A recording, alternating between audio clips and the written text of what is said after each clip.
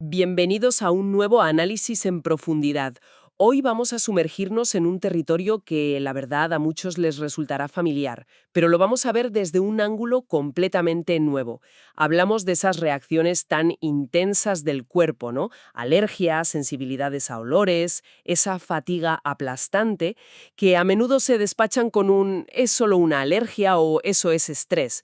Las fuentes que tenemos hoy sobre la mesa nos proponen una explicación diferente, una que se adentra en la neurobiología de nuestro sistema nervioso. Nuestra misión hoy es entender el cableado interno que provoca que el cuerpo reaccione con tanta virulencia a cosas que, en principio, son inofensivas. Un perfume, el polen. No solo qué pasa, sino por qué. Y ese ¿por qué? Es la clave. Porque vamos a desplazar el foco. En lugar de obsesionarnos con el agente externo, con el polen o la molécula química, vamos a mirar hacia adentro. La historia realmente interesante no está en la sustancia, sino en el sistema increíblemente sofisticado que la detecta, la interpreta y, en estos casos, decide que es una amenaza mortal. O sea que el problema no es tanto el mensajero, sino la centralita que recibe la llamada y básicamente entra en pánico. Pues por ahí tenemos que empezar entonces, por el centro de operaciones. El sistema nervioso central, el cerebro. Las fuentes hablan de un concepto que parece la piedra angular de todo esto, la sensibilización central. ¿Qué significa exactamente eso? ¿Que el cerebro se sensibilice? Es una pregunta fundamental. Imagina, el cerebro como un sistema de alarma. Vale, en condiciones normales está calibrado para saltar pues cuando hay una amenaza real, un ladrón, un incendio. Lo lógico, sí. La sensibilización central es lo que ocurre cuando ese sistema de alarma se descalibra por completo. Empieza a interpretar estímulos que son neutros o de muy baja intensidad como si fueran amenazas de nivel máximo. No es que el estímulo haya cambiado, es que la interpretación del cerebro se ha vuelto hipersensible. Está en un estado de alerta constante. Es como si el potenciómetro del volumen estuviera atascado en el 10. Un susurro se oye como un grito. Esa es una analogía perfecta. Perfecta. Y si seguimos con ella, el problema no es solo que el volumen esté al máximo, sino que ese grito activa todos los protocolos de emergencia del cuerpo. Pensemos en un ejemplo práctico, un perfume en un ascensor. Uf, sí. Para la mayoría es un olor, agradable o no, pero pasajero. Para un cerebro con sensibilización central, esa nube de moléculas es procesada como un ataque tóxico. El cerebro no dice «esto huele fuerte», dice «estamos bajo ataque, activad las defensas». Y la respuesta es, claro, desproporcionada. Desproporcionada, pero desde la lógica interna de ese cerebro, es completamente coherente con la amenaza que percibe. Vale, entiendo el concepto general. La torre de control está en alerta máxima. Pero, ¿cómo le llega la información? ¿Quiénes son los agentes de campo, los vigilantes que están en la muralla y dan la voz de alarma? Porque la reacción a menudo es muy específica. Empieza en la nariz, en los ojos, en la piel. Exacto. Y cada uno de esos vigilantes es un nervio o un grupo de nervios específico. Son los que traducen el mundo exterior al lenguaje eléctrico del cerebro, y entender su función nos ayuda a desglosar los síntomas uno por uno. Pues empecemos por la reacción más clásica, la que todos asociamos con una alergia o una sensibilidad a un químico. Estornudos, congestión, lagrimeo, esa sensación de tener la cara inflamada en cuestión de segundos. ¿Qué cable se activa ahí? Ahí el protagonista indiscutible es el nervio trigémino. El sensor de la cara, ¿no? Justo. Es el gran sensor de la cara. Tiene ramificaciones por la frente, las mejillas, la mandíbula, pero sobre todo por las mucosas de la nariz y los ojos. Cuando detecta partículas que el cerebro sensibilizado ha etiquetado como peligrosas, polen ácaros, una molécula de laca, su reacción es inmediata, Y puramente defensiva. puramente defensiva. Ordenar a las mucosas que produzcan moco para atrapar al invasor, provocar estornudos para expulsarlo violentamente y hacer que los ojos lloren para limpiar la superficie. Es una respuesta de protección muy primitiva, que en este estado se dispara con una facilidad pasmosa. Es fascinante, porque son síntomas que a menudo se ven como la enfermedad en sí misma, cuando en realidad son el sistema de defensa funcionando a toda máquina. Precisamente. El problema es que es un sistema de defensa que no tiene botón de apagado. Y en casos más intensos, la sobreactivación del trigémino puede incluso desencadenar migrañas, porque comparte vías de señalización del dolor en el cerebro. De acuerdo, eso explica las reacciones en la cara. Pero muchas veces el problema no se queda ahí. La reacción baja al pecho, se siente una opresión, tos, incluso náuseas.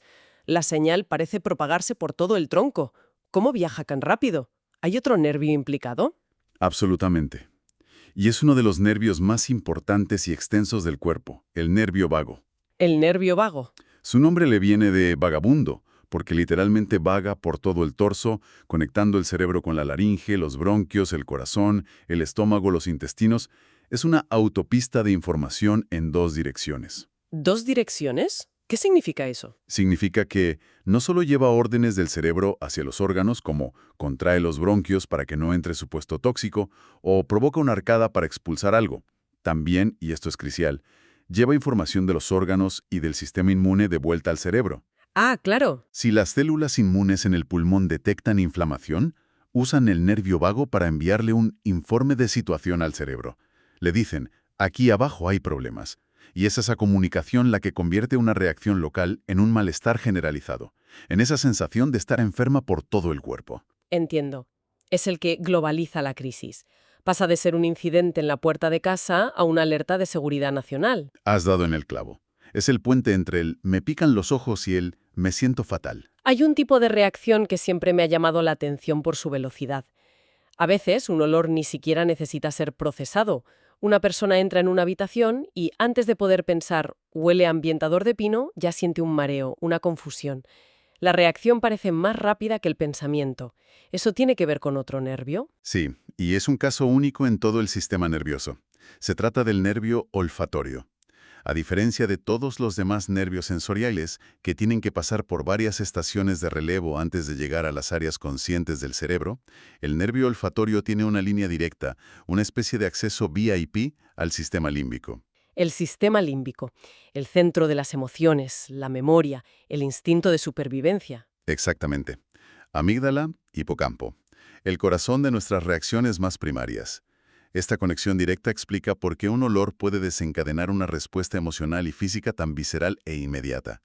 El cerebro emocional reacciona antes de que el cerebro racional, la corteza prefrontal, tenga tiempo de analizar y contextualizar el olor. O sea que la secuencia no es huelo X, pienso que X es malo y entonces me siento mal. No.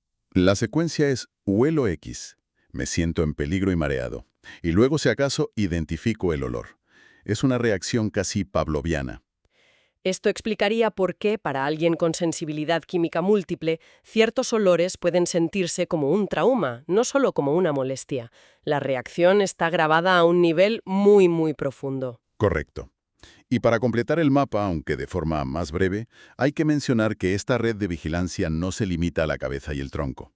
Los nervios espinales, con sus terminaciones en la piel, las famosas fibras C, también participan. Ajá. Son las responsables de que a veces la reacción incluya picores intensos en brazos y piernas, lo que se conoce como prurito, o incluso sensaciones de quemazón sin que haya ninguna lesión en la piel. Es la prueba de que todo el sistema nervioso periférico está en estado de alerta. Bien, el panorama es el de un sistema de seguridad increíblemente sofisticado, pero a la vez paranoico, con sensores por todas partes enviando señales de alarma a una centralita que ya de por sí está desbordada. Todo esto tiene que tener un coste energético brutal, y eso nos lleva a la otra gran pata de este problema, la fatiga. Una fatiga que, según describen las fuentes, no tiene nada que ver con estar cansada después de un día largo. Nada que ver. Es un colapso. Y lo interesante es que podemos explicarlo en 3 niveles distintos, que a menudo se solapan. El primero tiene que ver con un viejo conocido, el nervio vago. Vuelve a aparecer. Vuelve a aparecer, pero con otra función. Además de ser el gran comunicador, también es el gestor de los recursos energéticos del cuerpo en caso de crisis. Cuando el nervio vago detecta una inflamación severa, o lo que interpreta como una amenaza sistémica, envía una señal prioritaria al cerebro que se puede traducir como comportamiento de enfermedad. ¿Comportamiento de enfermedad? Suena bastante descriptivo. Lo es. Es un protocolo de emergencia biológico. Está diseñado para conservar energía a toda costa y destinarla a la lucha contra la supuesta infección o intoxicación. El cerebro recibe esta señal y ordena un apagado general de los sistemas no esenciales. ¿Y el resultado es? Sin energía. Es que tu sistema nervioso ha decidido confiscarla y no te permite usarla. Es una medida de ahorro que se vuelve completamente incapacitante. O sea, no es que el coche se quede sin gasolina. ¿No? Es que el ordenador de a bordo decide apagar el motor para preservar la batería ante una posible tormenta. La analogía es perfecta. Pero a veces la sensación no es solo esa debilidad física, ¿verdad? A veces es un agotamiento puramente mental. esa niebla cerebral, la incapacidad para concentrarse, como si el cerebro estuviera frito. Eso es el segundo nivel. El agotamiento por hiperalerta. Exacto. El cerebro es el órgano que más energía consume del cuerpo, principalmente en forma de glucosa.